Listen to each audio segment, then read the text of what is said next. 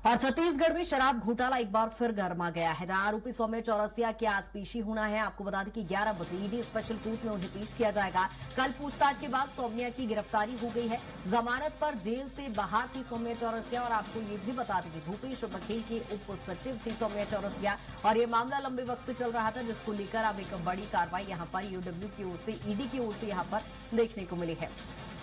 राहुल लगातार बने हुए हैं। राहुल, जिस तरह से देख रहे हैं, शराब घोटाला मामला छत्तीसगढ़ में हमेशा से एक बड़ा मुद्दा रहा है। ऐसे में सौम्या चौरसिया की जो मुश्किलें बढ़ी है, आज चूंकि पेश भी किया जाएगा ईडी की ओर से उन्हें।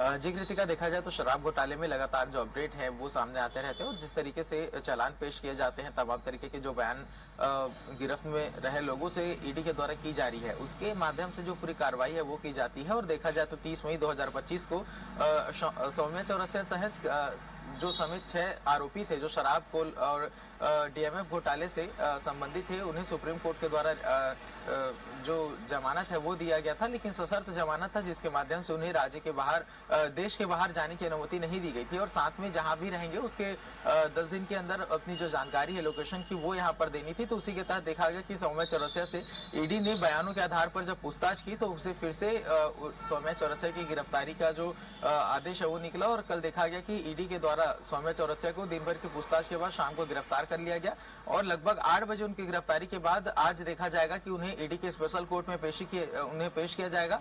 और जिस तरीके से शराब घोटाले में सौम्या चौरसिया की संलिप्तता रही है, क्योंकि कई जो विशेष तौर पर केंद्र बिंदु में सौम्या चौरसिया को देखा जाता है पूरे शराब घोटाले में, जहां पर पैसों के लेन देन से लेकर के नीतिगत बदलाव जो किए गए थे उसमें भी सौम्या चौरसिया की जो सहभागिता है वो दर्ज की गई है। तो इस विषय में देखा जाए तो ईडी के द्वारा जिस तरीके से पूछताछ की गई है, आज ईडी जो है अपना कोर्ट में अपना पक्ष रखेगी और वहीं जो सौम्या चौरसिया के पक्ष के वकील हैं वो भी सौम्या चौरसिया का पक्ष रखते हुए नजर आएंगे। तो देखा जाएगा कि ईडी के द्वारा तमाम जो साक्ष्य हैं वो सुप्रीम कोर्ट के स्पेशल कोर्ट में पेश किए जाएंगे, माफ कीजिएगा, ईडी के स्पेशल कोर्ट में पेश किए जाएंगे, जहां पर तमाम तरीके से जो तथ्य हैं वो रखे जाएंगे। क्योंकि पिछले दिनों जिस तरीके से जो चैतन्य बघेल हैं, भूपेश बघेल के बेटे, उनकी गिरफ्तारी हुई थी, उसके बाद में कई बड़े खुलासे हुए थे और उसके बाद में जो रेड मार्क कार्रवाई हुई थी, तमाम तरीके के जो पूछताछ है वो किए गए थे। और पिछले दिनों जिस तरीके से कोल लेवी घोटाले में भी जो एक व्यक्ति को गिरफ्तार किया गया था उससे पूछताछ की गई थी, जिसके आधार पर वहां पर भी सौम्या चौरसिया का जो नाम है वो निकल करके सामने आया था। इसके पहले बिल्कुल राहुल, कुल मिलाकर कहा जाए कि लगातार कार्रवाई की जा रही है और आज की कार्रवाई को लेकर नजर बनाए रखिएगा। अपडेट भी आपसे लेंगे। बहुत शुक्रिया तमाम चर्चा के लिए।